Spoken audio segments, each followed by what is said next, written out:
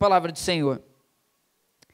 Examinem-se para ver se realmente estão na fé. Provem a si mesmos, ou não reconhecem que Jesus Cristo está em vocês, a não ser que já tenham sido reprovados. Vamos ler novamente a primeira parte do versículo? Examinem-se, pois, para ver se ainda estão na fé. Provem a si mesmos. Senhor, tua palavra está lida nessa manhã, e com temor, tremor, Senhor, nessa manhã eu te peço, fala conosco. Senhor, ministra agora essa palavra ao nosso coração, e que ela seja, Senhor, não apenas uma instrução para o intelecto, mas que seja, Senhor, palavra revelada para a vida, Senhor. Muito obrigado por tudo, e continue conosco, a oração que fazemos em nome de Jesus. Amém. Glória a Deus, a igreja pode se assentar, e vamos aí à palavra do Senhor dessa manhã. E hoje, amados, nós vamos começar uma série de mensagens, uma nova série, e o tema dessa série de mensagens é check-up espiritual. Nós vamos nos próximos domingos aí, nas próximas semanas, não apenas nos domingos, já adianto a vocês, nós vamos trabalhar temas relacionados nas terças e nas quintas também, mas nós vamos separar essas próximas semanas para olhar para dentro de cada um de nós. E eu chamo aqui a sua atenção para uma questão importante. O irmão Ronaldo aqui, enquanto ministrava, ele pontuava isso. Nós já completamos 7 meses desse ano de 2025. E nós temos trabalhado aqui esse ano o tema A Graça que nos faz crescer. E ao longo desse ano eu tenho também pontuado com os irmãos a respeito dos ciclos. Nós passamos por alguns ciclos até chegarmos nesse dia no mês de agosto. Nós tivemos um começo de ano onde nós projetamos muitas coisas, ali nós estabelecemos objetivos, estabelecemos metas, estabelecemos sonhos para o ano de 2025. Passado ali um tempo, o ano foi passando, foram se passando os meses, atravessamos a metade do caminho. Na metade do caminho nós temos uma oportunidade de olhar e avaliar tudo o que já aconteceu. Nós temos a oportunidade de olhar para trás e ver o que foi projetado, o que foi realizado, o que está sendo realizado, o que está acontecendo e o que deveria estar acontecendo e não está, ou o que deveria ter acontecido e não aconteceu. E eu quero chamar a sua atenção nesse mês, nessas próximas semanas, sobre a importância de nós examinarmos a nossa vida, examinarmos nós mesmos, como diz a palavra que nós acabamos de ler, porque, amados, tem coisas que acontecem na nossa vida que não temos controle, não temos culpa, não temos responsabilidade, são coisas que acontecem, mas nós não podemos ignorar o fato de que muita coisa acontece na nossa vida por responsabilidade nossa, ou por irresponsabilidade nossa. Eu chamo a nossa atenção para isso, e o tema da mensagem nessa manhã é a importância da autoavaliação. Eu quero chamar a sua atenção para esse tema que é muito importante para a nossa vida. Nós temos que aprender a praticar o autoexame espiritual, a autoavaliação espiritual, porque isso é uma doutrina bíblica, isso é uma ordem de Deus para nós, isso é uma responsabilidade que é intransferível. E nessa manhã nós vamos ver o que podemos fazer e como podemos fazer isso na nossa vida, porque é um tema que é crucial. E eu quero já começar aqui no primeiro ponto dessa mensagem, entrando com você na doutrina da autoavaliação. A doutrina da autoavaliação. Nós, como povo de Deus, somos provados pelo Senhor. O Senhor prova a nossa vida. E ao longo da nossa caminhada, nós passamos por coisas que servem para avaliar como está a nossa saúde e a nossa vida espiritual. Olhando para a doutrina da avaliação, da provação, nós podemos destacar aqui, pelo menos, 3 formas de sermos avaliados e examinados. A primeira delas é através da adversidade. A adversidade acontece em momentos específicos da nossa vida. A adversidade, ela acontece, ela passa. A adversidade vem e depois ela vai. É um tempo que vivemos, momentos específicos. A adversidade é citada em 1 Pedro, capítulo número 1, versículo número 7, como uma forma de sermos, então, avaliados espiritualmente. Porque, irmãos, às vezes a gente pensa que estamos bem, às vezes a gente pensa que está tudo bem, só que quando vem um vento, quando vem uma prova, a realidade vai aparecer diante de nós. Às vezes a gente descansa diante de certas situações, pensando que já vencemos, pensando que já superamos, pensando que estamos fortes, mas quando o vento vem, nós somos realmente provados se estamos fortes ou não. Você crê nisso? Amém? É uma verdade bíblica. Uma segunda maneira que temos de ser avaliados é o juízo de Deus. O juízo de Deus acontece no final. O juízo de Deus é um dia onde todos nós estaremos diante dele e, ao contrário das adversidades, no juízo de Deus não há tempo para corrigir mais nada. Quando a gente passa pela adversidade e nós somos expostos como pessoas que não estão verdadeiramente tratadas em determinadas áreas, curadas, santificadas, quando a adversidade passa, nós temos a oportunidade, Rogério, de levantar e viver diferente. Nós temos a oportunidade de começar a viver de uma outra forma. Só que diante do juízo de Deus, irmã Elza, não tem tempo mais para correção. É a avaliação final, é o teste final e não tem tempo mais para mais nada. Diante do juízo de Deus, nós recebemos a sentença definitiva. Só que há a terceira maneira de sermos avaliados, e ao contrário da adversidade, e ao contrário do juízo de Deus, esse é um evento constante, que é a autoavaliação, que é o autoexame. E aí eu quero voltar com você para o texto de 2 Coríntios 13, versículo número 5, e eu gostaria que você lesse junto comigo no 3, vamos lá? 1, 2, 3, examinem-se para ver se realmente estão na fé, provem a si mesmos. Somente até aqui. É uma ordem. E a ordem nesse texto está no meio dos conselhos finais de Paulo para a igreja de Corinto.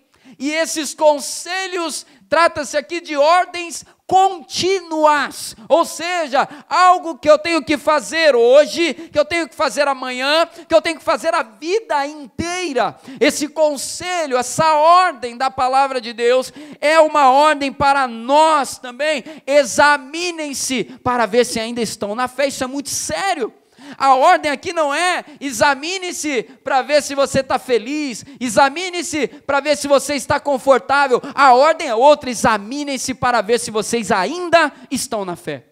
E eu não quero entrar aqui com papo moralista, eu não gosto dessas coisas de, hoje em dia as pessoas estão assim, como se a gente se isentasse de certas coisas, né?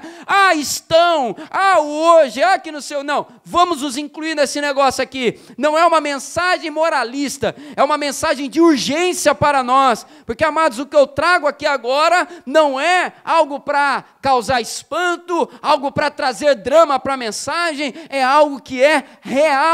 É totalmente possível que nos bancos de nossas igrejas, que nos púlpitos de nossas igrejas, que nas cadeiras das nossas igrejas estejam ocupados por pessoas que perderam a fé, que se apostataram da fé, ou seja, se afastaram do Senhor. Pessoas que perderam ali esse brilho na palavra que nós vemos aqui, que é a fé. E quando a gente olha para esse texto, essa palavra ela traz esse senso de urgência. Examinem-se para ver se vocês ainda têm fé. Ou seja, é totalmente possível que uma pessoa que viveu uma experiência com Deus, que viveu momentos maravilhosos, que viveu responsabilidades, que viveu uma série de coisas, se torne um mundano. Se torne uma pessoa reprovada diante de Deus. É totalmente possível, e possível perigosamente. Porque a coisa mais fácil para nós, irmãos, é a gente se acostumar com o sagrado. E a gente se acostuma, a gente chega no começo cheio de reverência, cheio de temor, entra na igreja, ora e lê a palavra, não olha nem para o lado, tamanha reverência com o espaço de adoração. Só que com o tempo, o ser humano, e eu me incluo nisso, o ser humano é meio complicado, ele começa a se acostumar com o ambiente de adoração, ele começa a se acostumar com aquilo que é sagrado, e começa a baixar a guarda, e não é à toa que nós vemos tantos escândalos, tantos problemas, tantas tristes acontecimentos e realidades, porque muita gente se perde dentro da casa do Pai. Muita gente acaba perdendo o amor ao Pai dentro da própria casa do Pai, e isso é algo destacado para nós nessa palavra, e nós precisamos então todos os dias, todas as semanas, todos os meses, e especialmente agora, nesse momento que nós estamos vivendo, olhar para nós e examinar: Senhor, como está a minha vida? Como está a minha fé? Como está a minha caminhada com o Senhor? Eu não quero perder a minha salvação, eu não quero perder a minha comunhão com o Senhor dentro da igreja. Eu não quero confundir ser evangélico com ser salvo em Cristo Jesus. Eu não quero confundir ter o nome no hall de membros da igreja com ter o nome escrito no livro da vida. Porque é uma verdade isso aqui. E uma verdade muito séria, e a palavra nos chama então a fazermos isso de maneira voluntária, ou seja, ninguém pode te obrigar a fazer isso. Não adianta eu chegar para você e gritar no teu ouvido. Se você não entender a importância disso, você não vai fazer. Se eu não entender a importância disso, eu não vou fazer, ou seja, é voluntário. Uma outra coisa que ainda é que é uma ação feita sobre si mesmo, porque a gente, de novo, e eu me incluo nisso, nossa tentação, a gente tem que vigiar o tempo inteiro. A gente tende a querer examinar o outro ao invés de examinar a gente mesmo. Eu quero examinar. Natane, você está muito fora da visão. Natane, você não tem que fazer isso. Ah, Natane, só Jesus na causa. A Natane deveria orar mais. A Natane deveria ler mais a Bíblia. A Natane deveria fazer mais isso e aquilo outro. A ordem é examine a si próprio. Examine a si próprio. Estamos numa manhã de ceia. E eu já vou dar um conselho aqui. Graças a Deus aqui nunca aconteceu. Mas nunca é demais alertar. Amém? Nunca é demais alertar. Nunca venha me procurar ou procurar ninguém aqui para dizer: fulano não tinha que tomar ceia. A Bíblia não te autoriza isso. A palavra diz: examine-se, pois, o homem a si mesmo. A si próprio. Nós não temos aqui régua para medir santidade de ninguém. Isso é muito sério, porque a palavra vai dizer em Mateus capítulo 7, que muitos vão chegar diante do Senhor e dizer que fizeram um monte de coisas visíveis. Certamente aquelas pessoas foram vistas e apontadas diante de muitos. Ah lá um homem de Deus, ah lá uma mulher de Deus. Só que diante do Senhor ouvirão a verdade: eu nunca conheci você. Não somos juízes. A ordem é: examine-se, pois, cada um a si mesmo. Não passe o pano para você, mas isso aí a gente já vai chegar lá. Examine-se com seriedade. Isso é uma ação voluntária, isso é uma ação feita sobre você mesmo, e essa é uma ação com o objetivo de chegar a um diagnóstico real. Olha para dentro de você e não tem tente dar desculpas para aquilo que precisa ser mudado, que o Senhor te mostra. Não dê desculpas. Não, é porque essa área aqui da minha vida eu sou assim, porque eu cresci acostumado a ser assim. Não, Senhor, olha bem, isso daqui o Senhor entende, né? Não tem nenhum texto da palavra que fala sobre juízo final, que fala sobre o momento ali diante do trono de Deus, que a palavra vai dizer assim: viu Deus o pecado dele, mas entendeu a causa dele, coitado. Não tem versículo nenhum que fala isso. A palavra nos ensina a andarmos com reverência diante de Deus, porque Ele trata a nossa vida. Ele trata, e nosso objetivo com esse check-up espiritual, que é o tema dessa série, é chegar a diagnósticos reais, e diagnósticos reais machucam, é doloroso. Ninguém gosta de ir no hospital e receber um diagnóstico ali, você tem uma enfermidade tal. Ninguém gosta de levar o carro no mecânico e chegar lá a constatação, tem que fazer um reparo aí que vai ser caro. Ninguém gosta, mas tem que fazer, tem que fazer. Ninguém gosta de diagnósticos realistas e dolorosos, mas eles são necessários. A seriedade disso que a gente está falando é muito grande, porque a palavra, repito, ela destaca aqui para nós: examine-se a si mesmo para ver se ainda estão na fé. Muito cuidado, gente, em nome de Jesus. Esse sangue eu não quero carregar nas minhas mãos. Nós precisamos olhar para dentro de cada um de nós, para ver: Senhor, eu ainda estou na fé. Isso aqui não é só para novo convertido, não.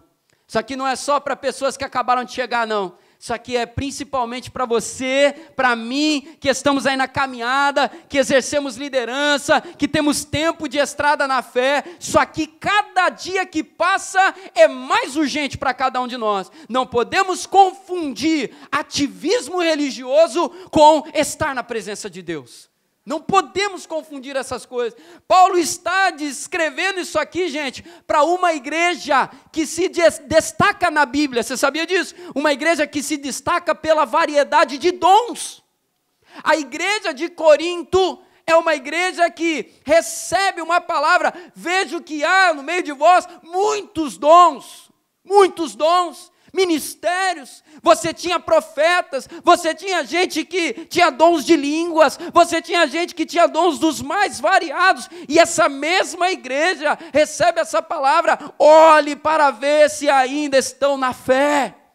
Eu estou batendo nessa tecla porque é urgente para mim e para você. Muito cuidado, meus irmãos. Não abra mão de olhar com realismo para dentro de você. E digo de novo, para passar esse ponto aqui, eu não estou falando com um tom de moralismo, eu trago com um tom de urgência. Você recebe essa palavra, amém?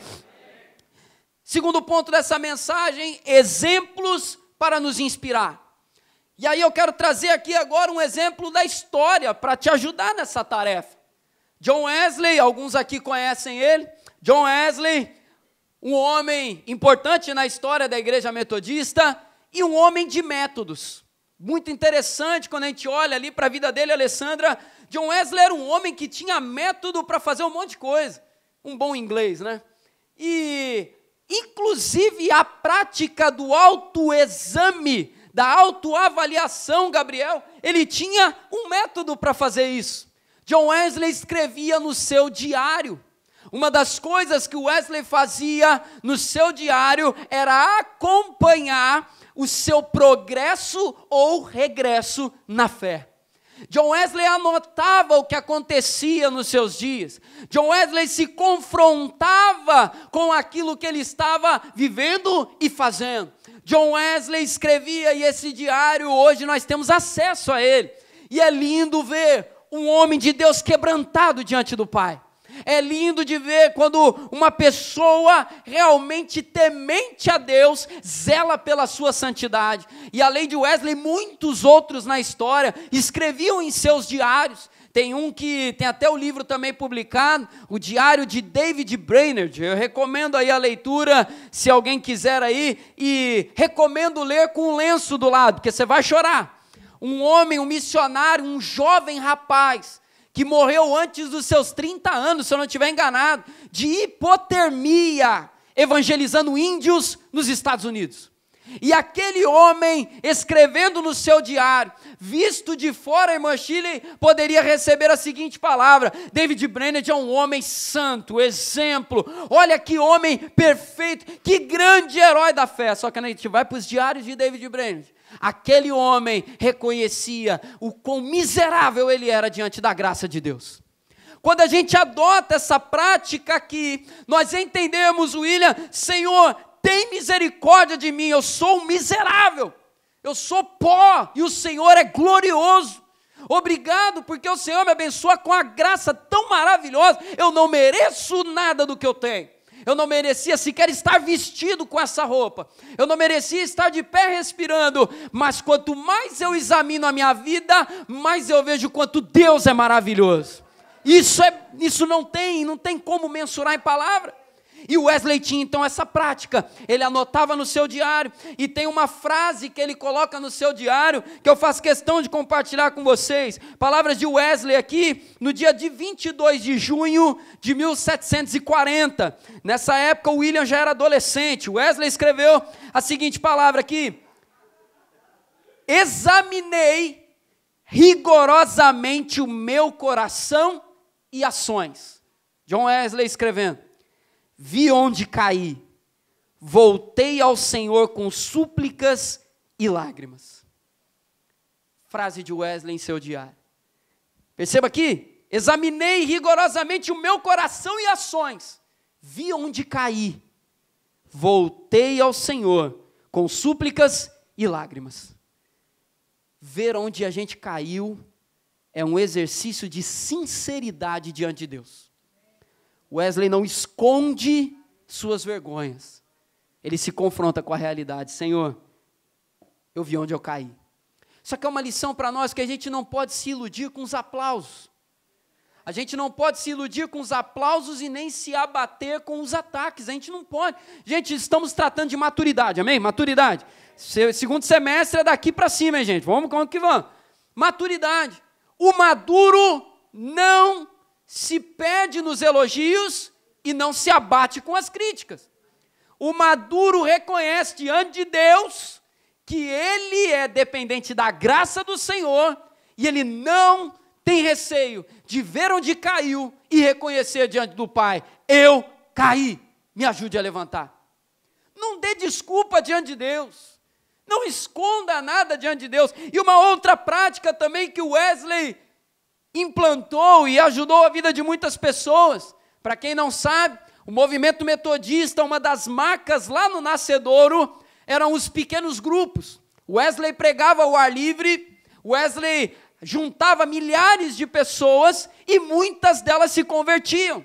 E aí então ele fazia o seguinte, Guilherme, juntava essas pessoas em grupos pequenos, espalhados ali pela região, perto de onde elas moravam, e nesse pequeno grupo, essa pessoa, junto com algumas outras, acompanhava o seu progresso na fé. Eram as chamadas bands, os grupos pequenos, muito semelhantes às nossas células aí atualmente. E uma prática que o Wesley estabeleceu para os pequenos grupos era a prática de confissão pública de pecados entre irmãos. Nesses grupos pequenos, as pessoas chegavam e a pergunta que se fazia ali na chegada dessas pessoas durante a reunião era a seguinte: como está a sua alma? Como está a sua alma? Cada um recebia essa pergunta e diante dos irmãos dizia como estava a sua alma, e ali se confessava pecado, e ali se abria fraquezas, e ali oravam-se uns pelos outros, e ali se consolavam, se exortavam, porque nós também podemos examinar as nossas vidas caminhando ao lado de alguém que vai nos ajudar nisso. E o Wesley então deixa esse exemplo para nós, e eu volto para o nosso texto base: examinar a si mesmo faz parte do nosso processo de caminhada com Deus. Eu ia falar um negócio aqui, mas deixa quieto. A gente não pode, é por essas e outras aqui, que a gente, em nome de Jesus, gente, em nome de Jesus, a gente não pode desvirtuar o que é a vida de uma igreja. a vida de uma igreja, a igreja do Senhor, a igreja, nós fazemos parte de uma comunidade local. Ah, pastor, isso aqui não é igreja, igreja somos nós. Tá bom, templo, tá bom? Templo. Estamos todos entendidos agora. Esse lugar aqui onde a gente se reúne, essa família de fé que a gente faz parte aqui, esse ambiente, ele não foi feito para sair, para fazer você mudar sua mentalidade, seu mindset, e ser um empresário melhor lá fora.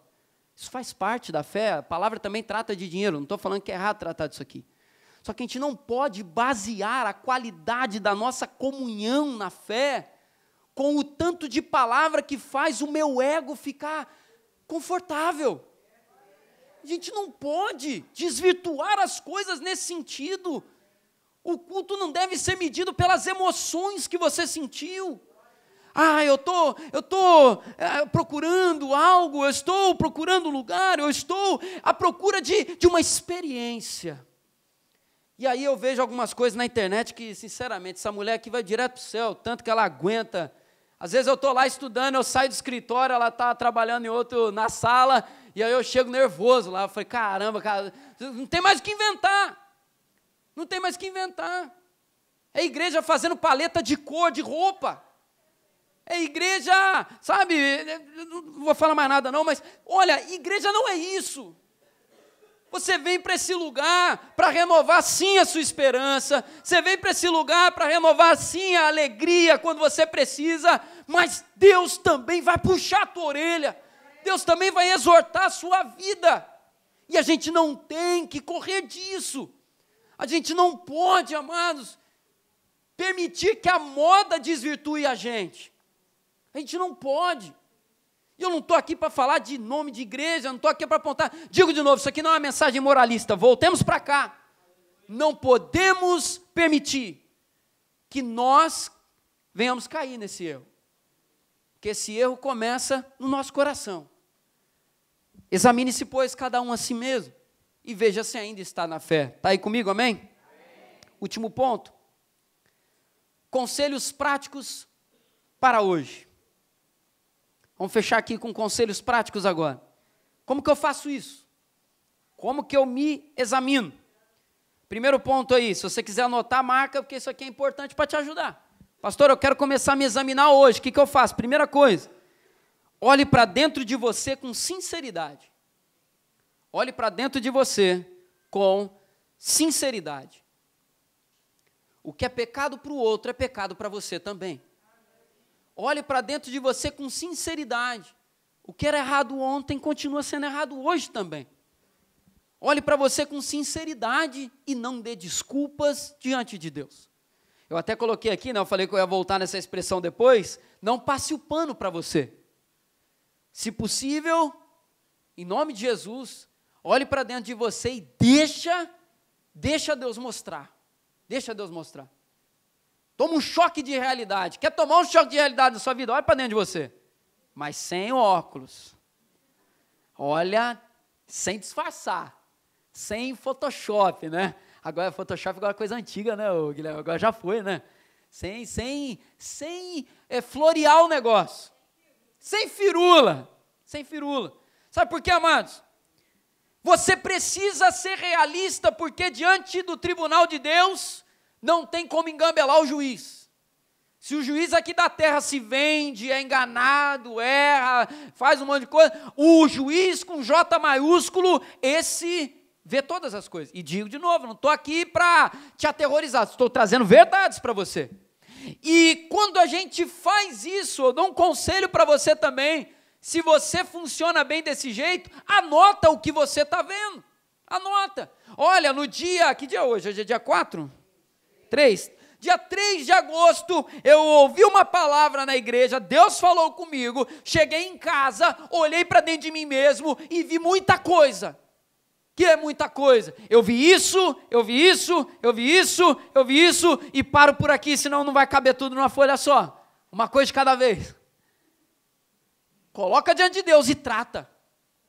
Coloca diante de Deus. Ah, olha, eu estou olhando aqui e identifiquei pecados porque eu falo muito. Coloca lá. Linguarudo. Pá. Olha, eu vi aqui, eu identifiquei pecado, eu não libero perdão. Coloca lá, dodói amargurado. E deixa Deus tratar. Brincadeira, né? Às vezes o perdão tem coisa mais, mas deixa Deus tratar. Porque não está aqui na palavra, mas é bom destacar, já que a gente está, né, nesse ambiente de instrução. Quem não perdoa, não é perdoado. Perdoa as minhas dívidas, assim como eu perdoo aqueles que me devem, ou os meus devedores. Isso é muito sério. Isso é muito sério. E a gente não pode esconder. Tem que liberar perdão para alguém, coloca na folhinha. Não liberei perdão. Me ajude a perdoar, Senhor. Porque deixa eu te falar uma coisa, o perdão, a gente até conversou isso na comunidade na mesa aqui uma vez, o perdão não é uma obra da carne, não, você sabia disso? O perdão não é uma obra da carne. O perdão é uma obra do Espírito na sua vida. Às vezes a gente chega e a gente se acostuma, a comunidade na mesa, a gente mandou ver nesse tema. A gente conversa e fala, eu não consigo perdoar. E aí eu viro para você e falo, não consegue mesmo. Você não consegue mesmo. A gente não consegue. O que você consegue perdoar, na verdade, nem te machucou. O que você consegue é isso. Agora, o perdão, ele é uma obra do Espírito Santo em nós. E aí um conselho muito prático que eu dou para você, tem que perdoar alguém, pega essa palavra em nome de Jesus. Isso aqui não está no esboço não. Mas pega aí para você e leva para a tua vida. Eu tenho que perdoar uma pessoa, lança esse perdão pela fé e cultiva ele. Ah, pastor, como assim? Mas isso aí é falsidade. Não é. Você está dando um passo de fé. Eu vou perdoar o Rogério. Meu coração não quer, mas o meu espírito sabe que isso é necessário. Rogério, eu te perdoo. E aí, ficou leve? Não, agora é eu e Deus. O que havia entre mim e o Rogério, entre eu e o Rogério, está tratado. Eu liberei. Agora Deus vai tratar no meu coração. E deixa Deus trabalhar. A gente, às vezes, às vezes a gente trata o evangelho como se fosse, a gente falou disso aqui hoje, né, como se fosse autoajuda. Como se fosse, né, movimento de desenvolvimento pessoal. Gente, isso aqui não é, isso aqui é igreja. E o evangelho, o parágrafo inicial da mensagem do evangelho é: você não é capaz de salvar si próprio. Se é esse o ponto inicial, o perdão passa por isso também. Você não consegue, então você libera, e aí depois que liberou, pastor, eu ainda não consigo olhar para ele e dar a paz ao Senhor. Você vai cultivar isso. Como você vai cultivar? Você vai dar a paz do Senhor para ele. E quando chegar na tua casa, você vai orar pela vida dele. O que é isso? Ah, é falsidade. Não, estou cultivando diante de Deus. Estou esmurrando a minha carne para que eu diminua e ele cresça. Você está fazendo isso. Você trata com honra e com amor. E diante do Pai de joelhos, você lança toda a enfermidade, todo o lixo. Meu coração, Senhor, meu coração quer dar um soco nele, mas eu lanço isso aqui diante do altar, diante dos seus pés, e quando eu vejo ele, Deus te abençoe, você e sua família.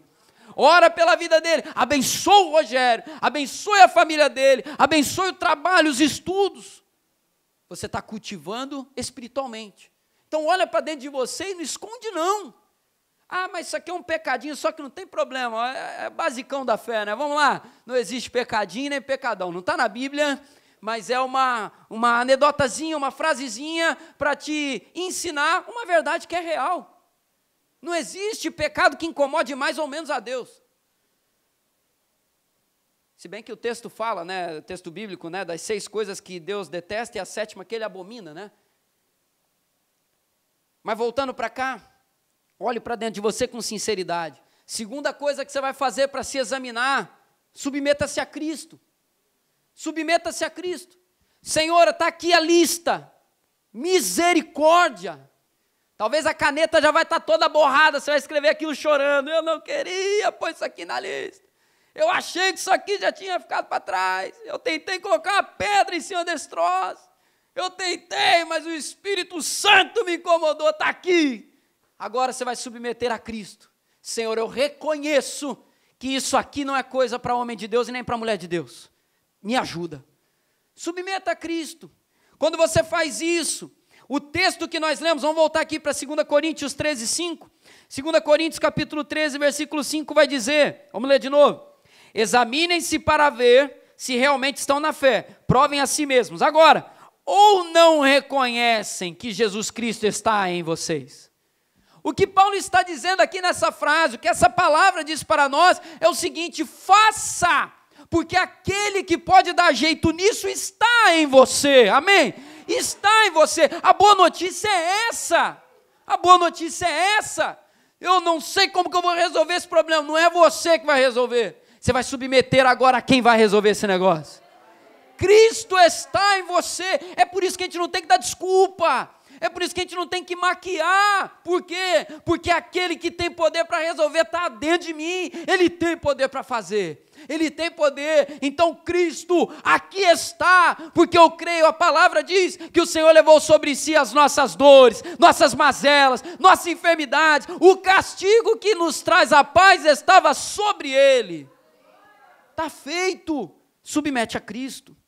Você não precisa pagar penitência, fazer loucura, você não precisa fazer nada disso, você precisa fazer loucura, você precisa se aproximar ainda mais de Jesus, e se submeter a Ele, é só isso, se aproximar de Jesus, porque quanto mais a gente se aproxima de Jesus, mais a gente detesta o pecado, quanto mais a gente se aproxima de Jesus, menos fedorento pelo pecado a gente vai ficando. Pecado deve feder a beça, né? A gente vai ficando, a gente vai se fortalecendo. Quanto mais eu me aproximo de Jesus, mais eu olho para o pecado como pecado. Se aproxima dele e permita que ele faça você detestar o pecado que está na sua vida. Ele vai te dar vitória sobre isso. Mas é aquele negócio, às vezes a gente está mais suscetível a fazer algo mais difícil do que fazer o que tem que fazer. Às vezes o que tem que fazer é simples, é ir no médico, é tomar um remedinho, é parar de andar descalço dentro de casa, é pôr uma blusa, se agasalhar, só que a gente quer fazer loucura, né? Não, eu vou ficar gripado, mas se eu ficar gripado tem aquele chá que eu coloco lá, madeira de não sei da onde, a pedra do tijolo da igreja, e aí eu jogo mosquito, jogo água e mexo tudo lá e tomo, cura tudo, até o encravado. Às vezes a gente está mais disposto a fazer o mais difícil do que fazer o que tem que ser feito. Aí eu volto de novo naquela história, um monte de igreja inventando a roda por aí, por causa disso, tem demanda,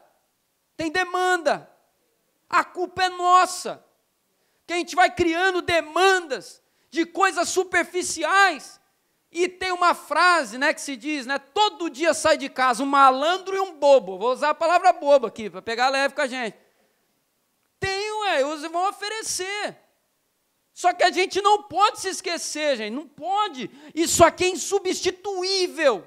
Examinar a si próprio é insubstituível. Mas eu vou num lugar que eu choro, eu vou num lugar que eu fico emocionado, eu vou num lugar que aí fazem isso e fazem aquilo outro, eu saio tão bem, gostoso, maravilhoso. Mas cuidado, você pode estar indo para o inferno desse jeitinho assim, maravilhoso. Nada substitui o autoexame, nada substitui. Então submeta a Cristo, tem a lista, tem as coisas, se aproxima de Jesus, e passe a cada dia mais a detestar aquilo. Eu não aceito isso aqui na minha vida. Mas a minha família faz por gerações, não interessa, eu detesto isso, porque desagrada o coração do meu Deus. Mas eu cresci acostumado com isso aqui, eu não sei fazer outra coisa, eu vou aprender, porque isso aqui desagrada o coração do meu Deus. Mais vale agradar a Deus do que aos homens. Já dizia o apóstolo Pedro. Terceira e última coisa para fechar. Esteja aliançado com pessoas que te ajudem. E aí é o exemplo que a gente aprendeu com Wesley, né? Eu vou falar para você aqui um negócio, né? E você sabe bem. Tem amizade para tudo nessa vida. Eu tenho amigos para falar de futebol. Aqueles ali eu troco ideia, dou risada. Só que eu sei, eu só posso falar de futebol com aquelas pessoas. Se eu levar, de repente, um dia um problema lá financeiro, ninguém vai me ajudar, eu vou afundar mais ainda, porque aquilo ali é amigo para futebol. Tem outros amigos que a gente vai conseguir conversar de coisas mais, a gente vai transcender mais, né? Aí falar, meu Deus, né? A de filosofia, do mundo, e conhecimentos gerais, pessoas muito inteligentes. Só que a gente só vai poder ficar até aí com essas pessoas, porque amizades que nos aproximam de Deus são insubstituíveis. Se aproxime de pessoas que vão te ajudar a se aproximar de Jesus. E aí faz um teste. Teste da sua amizade agora. Qual foi a última vez que o teu amigo te deu uma puxada de orelha? Se faz tempo, você vai cobrar ele hoje. Você vai mandar para ele, vai falar assim, tu não me ama não? Ô? Você não me ama não? Por quê? Por que eu não te amo, cara? Te trato bem demais. O problema é exatamente esse, você trata bem até demais. Quando a gente se aproxima de pessoas que nos aproximam de Jesus, essas amizades, é aquele tipo de amizade que você vai ficar até bravo, você vai parar de falar um mês, falar, o que falou esse troço? Ou vontade de dar um soco, ou vontade, misericórdia, Jesus. Vontade de pregar naquela cruz da igreja, não fala um troço desse comigo. Eu estava tão sensível. Mas a gente precisa daquela palavra. A gente precisa de gente que fala a verdade. A gente precisa realmente, isso aqui, gente, é crucial para a nossa vida. É amigo que vai falar coisa incômoda. É amigo que vai falar coisa incômoda. Mas aí você vai olhar o fundamento daquilo que ele falou. Falou, é verdade. Que de repente você pode parar e pensar assim, pastor, eu cresci num ambiente tóxico. Eu cresci num ambiente onde as pessoas abusavam emocionalmente da minha vida e era só palavra de derrota. Só palavra de derrota. Aí como que a gente diferencia então essas coisas? Os maus tratos de um amigo real e verdadeiro. Fundamento daquilo tudo. Qual é o fundamento? Maus tratos não é de Deus para a sua vida mesmo não. Que às vezes a gente também se cerca de amigo e a gente fala, não, mas ele só fala a verdade para mim, está acabando com a tua vida. Só com mentira. Só que você está confundindo a grosseria, a pancada com coisa de Deus. Não, quando é de Deus é a pancada. Não vai. Só que o amigo de verdade, tudo que ele for fazendo, nem tudo, né? Porque ninguém aqui é perfeito, você não vai ser amigo de Deus, Deus é um só. Mas aquele amigo que você vai olhar, de repente uma palavra confrontadora que ele vai dar, você vai olhar e vai falar assim, olha, tem fundamento isso que ele está falando. E Deus confirma, né, gente? Estou falando aqui com um crente, amém? Deus confirma, não confirma? Às vezes o amigo fala, você vai nervoso para casa, não, Dalé, a gente vai, falou isso aí comigo. Meu Deus, Vanizinha, não tinha que ter falado isso não. Aí vai. Eu vou para outra igreja, ouvir uma pregação diferente, eu vou pôr no YouTube, Deus vai falar comigo. Falei exatamente o que o abençoado tinha falado antes. Falei, ele falou com ele. Ele mandou um e-mail para esse pastor aí, ele procurou, indireta. Deus confirma. Deus testa na nossa vida. Então ande do lado de pessoas que vão te ajudar nisso. Porque deixa eu falar, e aí um último conselho para a gente finalizar. Eu quero terminar falando sobre nós sermos essas pessoas, amém? Para a gente finalizar? Sobre nós sermos. Quando alguém contar uma fraqueza para você, quando alguém contar uma luta, quando alguém abrir o coração dela para você, e aquilo te chocar, porque de repente, às vezes a gente está caminhando lá de uma pessoa, e aí eu olho e falo assim, vou usar o Rogério de exemplo de novo. Rogério é homem de Deus, né? Caramba, eu me espelho tanto no Rogério. Só que um belo dia o Rogério confia em mim. O Rogério vem e fala, Cleito, preciso falar contigo. Vamos lá, Rogério, eu também. O Rogério vai me dar um conselho agora. Viviane, e aí o Rogério vai e conta um pecado. E aí eu olho e falo, Rogério, você. Só que quando a gente é esse amigo, quando nós somos esse amigo, a gente toma aquele susto, a gente se recompõe, estamos aí, vamos junto. Sua causa é minha causa. E o que foi compartilhado ali agora faz parte da minha oração. A única pessoa que vai tomar ciência do que o Rogério me contou é o Senhor meu Deus. Eu não vou chegar em casa e contar para a Natane, não. Não, Rogério, estamos aqui. Uma outra coisa, eu não vou derrubar mais. Sabe por quê, irmãos? Deixa eu te falar uma coisa. Se alguém procurou você para contar o pecado, compartilhar uma dor, compartilhar algo que precisa ser tratado por Deus, aquela pessoa já reconheceu que aquilo está errado. Não precisa bater mais, não. Amém? Não precisa bater mais. Como que você faz um negócio desse? Você não tem vergonha na cara? Você não é crente, não? Você não vai para a igreja? Se ele já abriu, ele não precisa mais de pancada, ele precisa agora de ajuda para levantar. É assim que a gente faz. Então, amados, para concluir aqui, né? Já falei 5 vezes aí. Mas, para concluir, se examine. Se alguém te procurar para ajudar no exame dela, ajude. E se você precisa procurar alguém para ajudar no exame seu, procura também. Mas não deixe de olhar para dentro de você. Essa série de mensagens, ela vai vir tratando isso. Na próxima semana, a gente vai começar a entrar em áreas específicas. Como está minha vida nessa área, como está minha vida nessa área, como está minha vida nessa área. Não foge não, hein? Mas a gente vai olhar a nossa vida à luz da Bíblia. Hoje à noite vou concluir essa mensagem aqui. Se você quiser pegar a parte 2 dela, passa um óleozinho no ombro e vem de novo, para a gente concluir aqui. Mas essa é uma série de mensagens que eu não gostaria que você perdesse nenhuma delas. Pastor, aconteceu um negócio, eu não consegui no culto, assiste no YouTube.